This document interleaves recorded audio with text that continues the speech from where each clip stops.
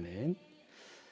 네, 우리 다음 세대들은 교육관으로 이동하고 저희들은 함께 하나님 말씀 찾습니다. 요한복음 21장 1절에서 7절 말씀 함께 성경 찾고 한 절씩 교독하고 마지막 절을 함께 읽겠습니다.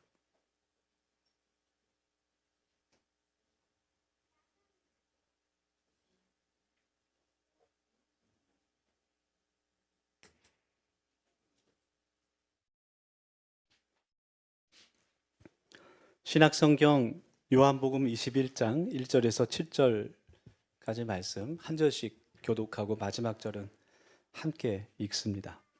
제가 먼저 요한복음 21장 1절 말씀 읽겠습니다. 그 후에 예수께서 디베랴 호수에서 또 제자들에게 자신을 나타내셨으니 나타내신 일은 이러하니라.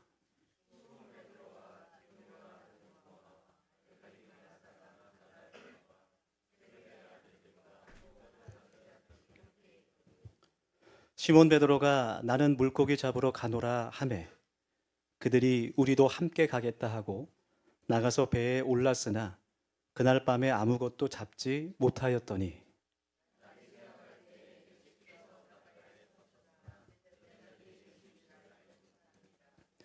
예수께서 이르시되 얘들아 너희에게 고기가 있느냐 대답하되 없나이다.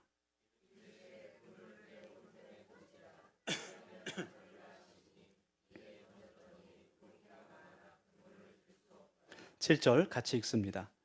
예수의 사랑하시는 그 제자가 베드로에게 이르되 주님이시라 하니 시몬 베드로가 벗고 있다가 주님이라 하는 말을 듣고 겉옷을 두른 후에 바다로 뛰어내리더라. 아멘. 네, 우리 옆에 앉은 분들 반갑게 인사하면서 마음을 좀 활짝 열길 원하는데요. 오늘도 행복하세요. 그렇게 인사하겠습니다.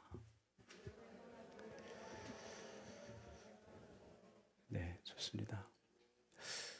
봄이 없어진 것 같아요. 이제 4월 말인데도 벌써 낮에 이렇게 덥다는 느낌이 들 정도로 점점 봄, 가을이 없어지는 것 같아서 좀 섭섭하기도 합니다. 하루하루 하나님 주신 시간 소중하게 여기며 행복하게 살아가실 수 있기를 원합니다. 여러분 어떻게 해서 내가 처음에 교회에 갔는지 혹시 기억하세요? 처음 교회에 간 순간, 처음으로 예수님을 믿게 된 그 시간. 처음에 교회를 오게 되고 예수님을 믿게 된 이야기를 듣게 되면 참 다양한 그런 하나님의 부르심이 있다라는 생각이 들어요.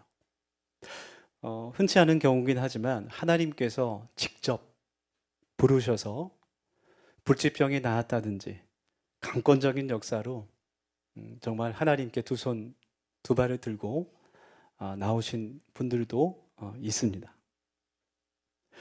또 어떤 분은 모태신앙으로 너무나 자연스럽게 하나님을 믿는 가정에서 태어나서 정신을 차려보니 어느새 기도하고 있는 자연스럽게 교회에 나오게 되고 기도하게 되고 하나님을 믿게 된 분들도 있습니다.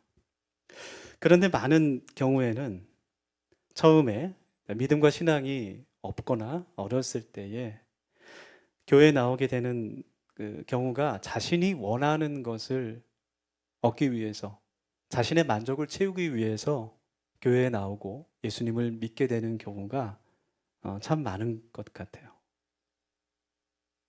어떤 분은 친구들에게 전도를 받아서 교회에 어떤 큰 어떤 잔치가 있다. 그래서 선물을 받기 위해서 혹은 맛있는 음식을 먹기 위해서 오는 그런 어린 친구들도 있죠. 지금은 잘 모르겠는데 제가 청소년 때는 막 아이들 사이에 어느 교회 가면 이쁜 여학생이 있더라. 멋있는 남학생이 있더라. 그러면 이제 그 교회에 청소년부가 부흥하는 그런 시절이 또 있었습니다. 군대에서는 또 맛있는 간식을 먹기 위해서 교회에 가는 경우도 많죠. 지금도 그런지 모르겠어요. 초코파이, 요구르트를 먹기 위해서 가기도 하고요. 또 제가 직접 본 경우인데 어떤 분은 교회에 영업을 위해서 오신 분도 있습니다. 인간관계를 넓히고 자신의 그 영업을 하기 위해서 교회에 나오시는 분도 제가 본 적이 있습니다. 전에 대학원에서 신학 공부를 할 때 같이 공부하게 된 나이가 좀 많이 있는 형님이셨는데, 그 기숙사에서 이제 일주일에 한 번 예배를 자체적으로 드리게 되는데, 그때 이제 자신의 간증을 나눠 주었던 그런 기억이 있어요. 그분도 처음에 교회를 가게 된 이유가, 교회를 다니는 어떤 분이 교회에 가서 예수님께 기도하면 사업 성공할 수 있다, 이런 이야기를 들었다 그래요. 그래서 자신의 사업을 성공시키기 위해서 교회에 나가게 됐습니다. 그런데 정말 그분의 사업이 점점 성장하게 된 거예요. 그래서 꽤 규모가 있는 그런 관광회사를 세우게 됐습니다. 점점 사업이 잘 되고 이 돈이 많이 들어오는 재미가 있다 보니까 자신의 건강도 생각하지 않고 매일매일 야근하고, 통장에 찍히는 그 돈을 보면 없던 힘도 난대요. 주말도 상관없이 계속 출근해서 쉬는 날도 없이 많은 그런 돈을 벌게 됐어요. 그러다가 이분이 갑자기 쓰러졌습니다. 쓰러져서 병원에 갔는데 의사가 하는 말이, 지금 너무 과로를 해서 간이 거의 다 망가졌다. 당신 계속 이렇게 일하다가는 죽는다. 그런 이야기를 듣게 됐어요. 죽는 게 무서워서 일을 잠시 스탑하고 집으로 가니까 중학교 아들 학교에서 편지가 와 있어요. 네. 상담이 필요하다는 편지가 와 있어서 학교에 갔습니다. 선생님이 이 학생이 학교에서 자꾸 다른 아이들을 좀 때리고 힘들게 합니다. 그런 이야기를 듣게 돼요. 집으로 가서 부인에게, 아내에게 막 화를 냅니다. 아니, 어떻게 했길래 애가 이렇게 되도록 교육시키지 못하고 당신은 도대체 뭐 한 거냐고 막 소리 지르면서 화를 냈어요.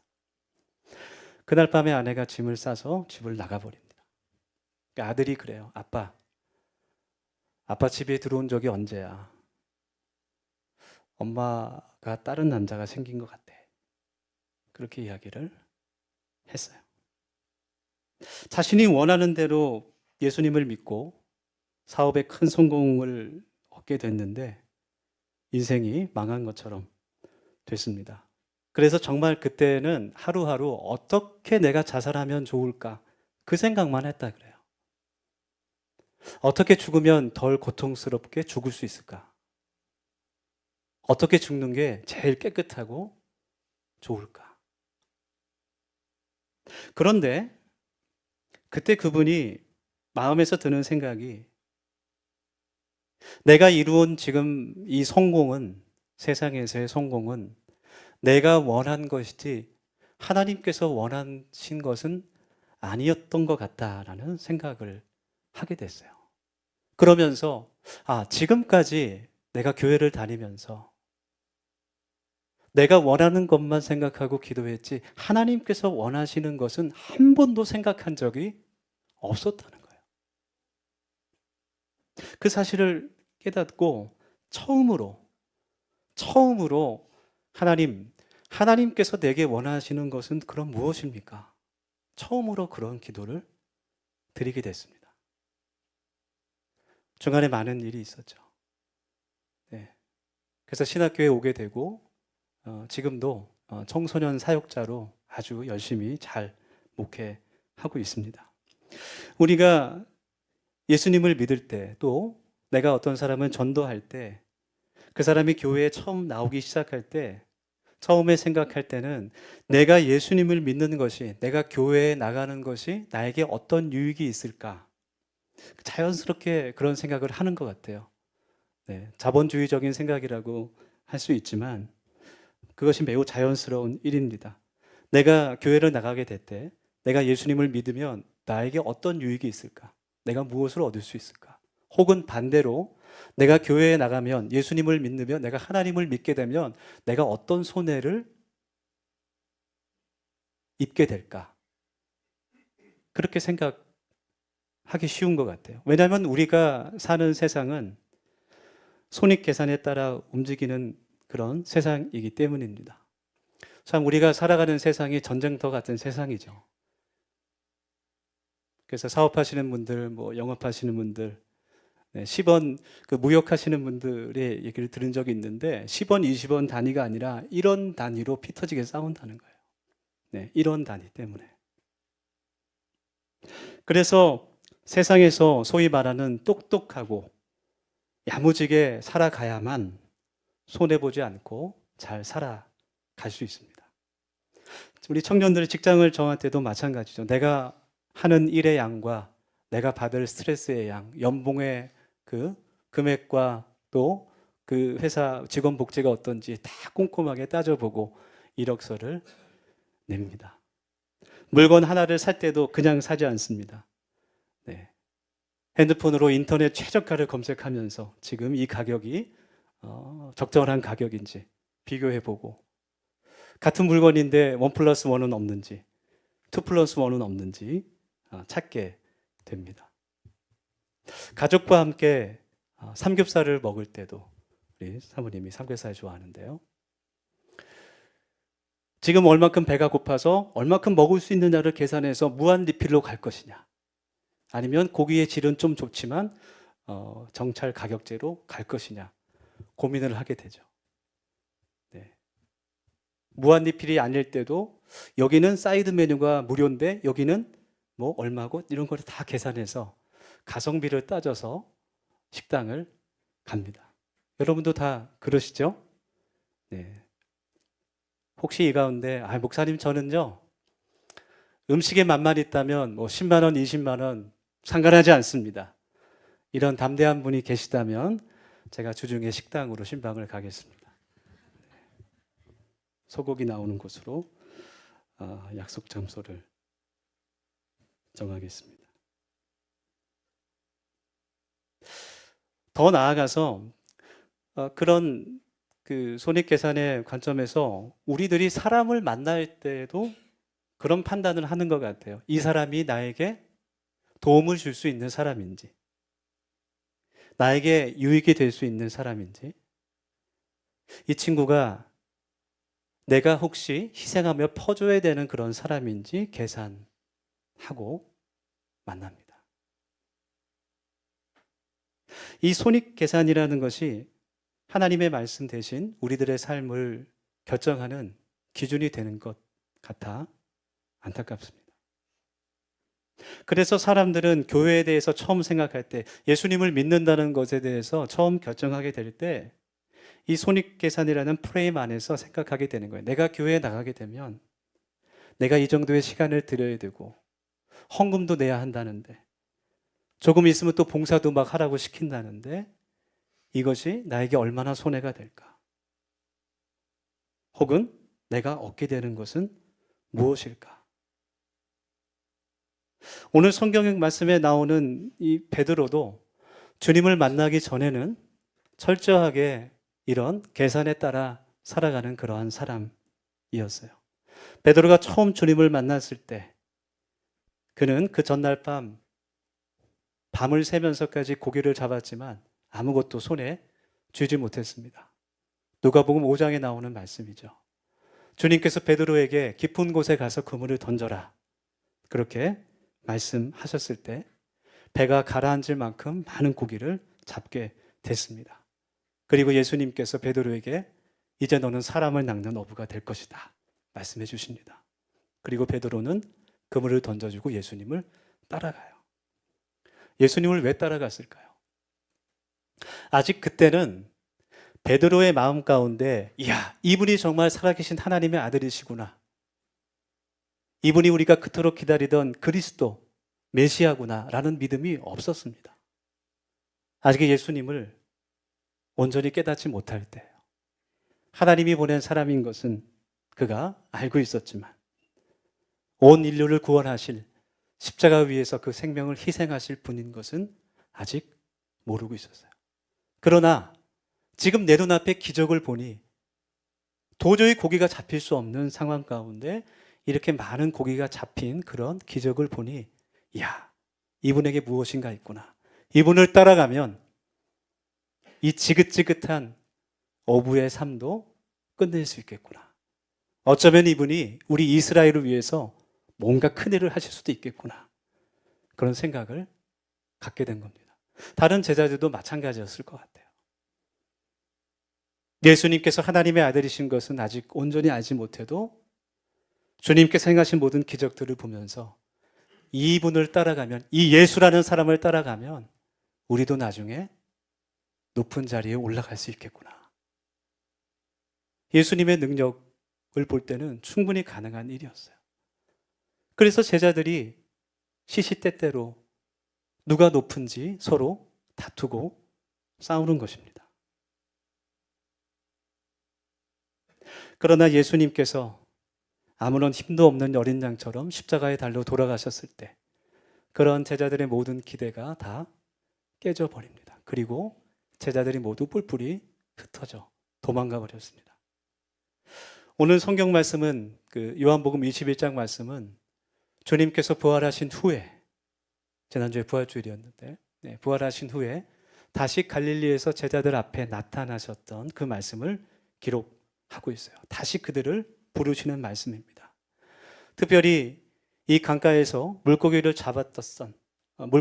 잡으며 예수님을 만났었던 베드로에게는 예수님께서 처음 그를 부르신 그 장면을 기억하게 하시는, 상기시키시는 주님의 은혜였습니다.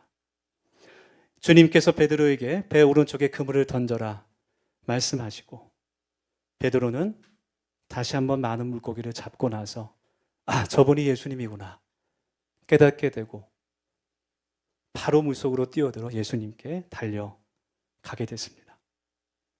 그리고 예수님의 말씀을 따라 진짜 사람을 낚는 어부가 되게 됩니다. 주님께서 다시 한번 베드로에게 그 사명을 명령하신 것입니다. 여러분, 오늘 우리가 이 하나님 말씀을 나누면서 예수님을 믿는 것에 대해서 하나님의 관점에서 손익계산의 그 세상의 관점이 아닌 하나님의 관점에서 우리가 바라볼 수 있기 원합니다. 네. 하나님의 관점은 세상의 것과는 전혀 다릅니다. 그래서 우리는 믿음의 안경이 필요해요. 믿음의 눈이 우리에게 필요합니다. 다시 말해서 우리에게 믿음이 없다면 하나님께서 이 세상을 창조하시고 우리의 주인이 되신다는 그 믿음이 우리에게 없다면 예수님을 믿는다는 것은 우리에게 정말 큰 손해처럼 생각된다는 거예요. 그것보다 바보 같은 일이 없습니다. 내 시간이 낭비됩니다. 내 소중한 돈이 헌금으로 소비돼요. 내 노력과 힘과 그런 헌신이 봉사라는 이름으로 다 소진됩니다. 만약 우리가 하나님께 드리는 시간과 물질과 헌신과 봉사를 세상에 나가 돈을 버는 데 쓴다면 지금보다 몇십만 원, 많게는 100만 원 넘게 더 수입을 올릴 수 있을 거예요. 사도 바울도 이런 이야기를 합니다. 고린도전서 15장 19절 말씀에서 만일 그리스도 안에서 우리가 바라는 것이 다만 이 세상의 삶뿐이면, 이 세상이 전부라면, 하나님의 나라가 없고 이 땅이 전부라면 모든 사람 가운데 우리가 그리스도인이 가장 불쌍한 사람이다. 그런 이야기를 해요. 그러니까 세상의 관점에서 볼 때는 이 기독교는 매력적인 종교가 아닙니다. 세속의 눈으로 보면 전혀 매력적이지 않아요. 어떤 이런 생각을 할 수도 있죠. 요즘에 목사님 저기 광화문을 보니까 너무 매력적인 것 같아요. 한 주에 헌금이 얼마나 많이 나오는지 모릅니다. 광화문은 기독교가 아니죠. 이단입니다. 성경에는 분명 이 세상의 삶 가운데 하나님이 주신 물질의 복과 또 건강의 복과 자녀가 잘 되는 복에 대한 약속의 말씀들이 많이 있어요. 그러나 믿음이 없는 하나님의 복은, 축복은 그것은 복이 아니라 화라는 거예요. 아까 말씀드렸던 그 선배 이야기처럼 자신의 사업이 성공하는 그것이 자신의 복인 줄 알았는데 그것이 오히려 화가 되었다는 간증입니다. 그래서 믿음이 가장 중요한 것이죠. 살아계신 하나님께서 지금도 우리와 함께 하시고 하나님의 그 말씀, 이 성경 말씀이 영원히 변하지 않는 진리이며 예수님의 그 십자가의 희생과 성령님의 그 도우심이 지금도 우리와 함께하는 것을 우리가 믿을 수 있길 원합니다. 그때 우리의 손익계산이 달라지게 되는 거예요. 결론을 말하면 예수님을 믿는다는 것은 손해가 아니라 남는 장사입니다. 네, 남는 장사라는 말을 들으니까 귀가 확 열리는 것 같습니다. 네, 하나님께서 하나밖에 없는 그 독생자 예수 그리스도를 우리에게 보내시고 주님께서 십자가에 달려 희생하신 것을 통해서 우리가 영원한 생명을 얻게 됐습니다. 그 복음을 믿기만 하면, 입으로 시인하고 진실한 마음으로 믿기만 하면 하나님께서 우리에게 영원한 천국을 선물로 주시고 지금도 성령님께서 우리와 함께 하시며 우리를 인도해 주시는 것입니다. 그래서 우리는 그 어떤 것으로도 하나님의 은혜를, 나를 죄에서 구원하신 그 주님의 은혜를 갚을 수가 없는 거예요. 주님께서 나를 위해 그 생명을 희생하셨는데 우리가 무엇으로 갚을 수 있겠습니까? 그래서 하나님께서 기뻐하시는 신앙은, 우리가 간구해야 되는 신앙은 받는 것이 아니라 갚는 것이 돼야 돼요. 처음에 내가 믿음이 어렸을 때는 내가 하나님께 받는 것에 집중합니다. 하나님 이것을 주시옵소서. 하나님 내가 간절히 원하는 이것을 하나님 해결해 주시옵소서. 그러나 말씀과 성령을 통해 우리들이 자라게 되면, 성숙하게 되면, 예수님께서 나의 구원자가 되신다는 것을 진실로 믿게 되면, 주님께서 나를 위해 희생하셨다는 것을 우리가 믿게 되면 우리의 믿음과 신앙이 받는 것에서부터 하나님께 드리는 것, 그 은혜를 갚는 것으로 변화되게 되는 거예요. 내가 예배 드리는 것은, 하나님의 말씀을 따르는 그 기쁨은, 내가 하나님께 드리는 봉사와 충성과 헌신, 그 모든 것이 무엇을 받기 위한 것이 아니라 하나님의 은혜를 조금이라도 갚는 것이 되는 겁니다. 여러분, 우리 모두가, 우리 더세움교회가 받는 신앙에서부터 갚는, 하나님께 드리는 신앙으로 변화되기를 간절히 축복합니다. 네, 우리에게 그러한 믿음이 있을 때 우리에게 손익계산이 의미가 없어지는 것이죠. 또한 이 손익계산은 하나님의 사랑을 깨달을 때, 그때 변화되게 돼요. 여러분, 이 손익계산을 없앨 수 있는 가장 강력한 능력은 바로 사랑입니다. 사랑하면 내가 어떤 것을 해도 손해라고 생각하지 않죠. 그 사랑하는 사람의 마음을 기쁘게 하기 때문입니다. 예수님께서 우리를 위해 그의 희생까지도, 생명까지도 희생하시고 세상에서 볼 수 없는 축복과 평안과 위로를 우리들에게 주시는 이유, 왜 그렇게 바보처럼 그 생명까지 우리들에게 주십니까? 그것은 우리를 사랑하시기 때문입니다. 우리를 자녀와 같이 사랑하시기 때문이에요.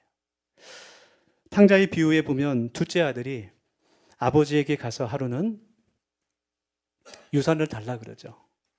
네, 계산서를 딱 내미는 거예요. 아버지가 죽으면 나에게 줄 그 재산이 있지 않습니까? 네, 미리 가부를 좀 하겠습니다. 이것은 사실 지금도 마찬가지지만 그 당시 문화에서는 절대로 해서는 안 되는 행동입니다. 유산을 달라는 것은 당신이 곧 죽을 겁니다 라고 말하는 거예요. 아버지를 죽은 사람처럼 생각하는 행동이에요. 아버지는 바보처럼 그 재산을 다 둘째에게 줬습니다. 그리고 둘째 아들이 모든 돈을 다 탕진하고 집으로 돌아오죠. 아버지는 그 돌아온 아들에게 계산서를 내밀지 않아요. 내가 너에게 줬던 그 돈 지금 어디 있느냐? 그렇게 따지지 않습니다. 그를 안아주고 새 옷을 입혀주고 새 신발을 신겨줍니다. 그를 위해서 잔치를 벌여줬습니다. 왜 그랬을까요? 그럼에도 그 아들을 사랑했기 때문에 그렇습니다. 오늘 요한복음 21장 말씀에서 부활하신 주님께서 베드로를 다시 만나주시고 그를 회복시켜 주십니다. 주님을 배반했던, 닭 울기 전에 3번이나 나는 이런 사람을 도대체 모른다고 배반했던 그 베드로에게 네가 나를 사랑하느냐 3번을 반복해서 물으세요. 그리고 내 양을 먹이라, 내 어린 양을 먹이라, 내 양을 치라. 베드로의 그 사명, 사람을 낚는 어부의 그 사명을 주님께서 회복시켜 주십니다. 여러분, 이 시간 우리가 하나님 앞에 결단하며 기도합시다. 기도는 훈련이며 또 기도는 하나님과의 만남입니다. 오늘 주신 말씀 우리가 묵상하며 이 시간 결단하며 1분 3가지 기도 제목을 가지고 함께 기도하길 원합니다. 하나님, 이 시간 주님 앞에 진실한 마음으로 나아가며 기도합니다. 첫 번째로 함께 기도합시다. 하나님, 우리에게 하나님의 큰 은혜와 그 사랑을 깨닫는 지혜를 하나님 허락하여 주시옵소서. 예수님의 그 십자가를 저희들이 바라볼 수 있게 하여 주시옵소서. 두 번째로 기도합시다. 하나님, 받는 신앙에서부터 갚는 신앙이 되기를 원합니다. 마지막으로 기도할 때 예수님 그 사랑을 저희들이 깨닫게 하시고 하나님의 사랑으로 세상에, 가족에게 또 이웃에게 복음을 전하는 그 사명을 감당하는 우리 더수염교회 되게 하여 주시옵소서. 우리 간절한 마음으로 한 1분 정도 통성으로 기도하겠습니다. 함께 기도합시다. 하나님, 저희들 오늘도 하나님의 말씀으로 새로워지기를 소망합니다. 하나님께서 우리를 위해 희생하신 그 희생과 사랑을 저희들이 깨닫게 하여 주시고 아버지 하나님, 우리를 교회로 부르시고 또 세상으로 보내신 그 사명을 저희들이 깨닫게 하셔서 하나님, 하나님의 마음을 시원하게 할 수 있는 하나님의 구원을 선물로 받은 것을 깨달을 수 있는 우리 모두 될 수 있도록 하나님 인도하여 주시옵소서. 하나님, 내가 지금 지자리에 있는 것과 아버지 하나님, 하나님께서 주신 그 사명을 하나님 깨닫게 하소서. 아버지 하나님, 우리가 주님께 우리의 모든 것을 헌신을 드릴 수 있는 갚는 신앙이 될 수 있도록 하나님 인도하여 주시옵소서. 아버지 하나님께서 주신 그 교회의 사명을 잘 감당할 수 있는 아버지 더심기가 되게 도와주시고 오직 하나님의 은혜와 성령으로 살아갈 수 있는 주의 사람이 될 수 있도록 하나님 인도하여 주시옵소서. 아버지 하나님께서 우리에게 주신 그 사명을 하나님 다시 한번 깨달아 아버지 순종으로 살아갈 수 있는 복된 하나님의 사람에게 인도하여 주시고 아버지 하나님의 큰 은혜를 깨달아 살아갈 수 있는 하나님 될 수 있도록 하나님 인도하여 주시옵소서. 감사합니다. 하나님, 우리를 교회로 부르시고 우리에게 믿음을 주셔서 하나님의 구원을 선물로 받게 하신 것을 하나님 감사드립니다. 지금 내가 이 자리에 있는 것이 또 나의 모든 것이 오직 하나님의 은혜인 것을 우리가 볼 수 있도록 우리의 눈을 열어주시고 주님께서 우리에게 주신 교회의 사명, 하나님의 사랑과 예수님의 그 복음을, 진리를 전하는 그 사명을 잘 감당하는 우리 더수음교회 되게 하여 주시옵소서. 오직 하나님의 도우심과 은혜로 살아가는 복된 하나님의 가정, 하나님의 자녀 되게 하옵소서. 예수님의 이름으로 기도드립니다. 아멘.